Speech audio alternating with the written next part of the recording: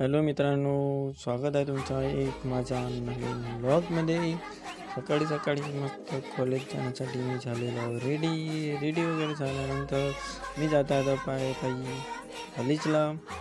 मग मिळाले माझे मित्र एक आशू आणि त्यांचे दिव्यांग भाऊ, आणि याचा तर वेगळाच विषय चालू आहे। यामध्ये कोणी तुम्हाला पसंत आले असेल तर कमेंटमध्ये नक्की सांगा। मग भेटले आम्हाला चिनाल कुणाल भाऊ।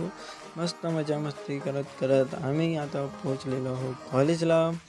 कॉलेजमध्ये गेल्यानंतर आले टीचर। मग बाण ब्रेकमध्ये हा काय करत आहे तर मग गाईच आम्हाला झाली सुट्टी, तर आम्ही जातो आता घरी।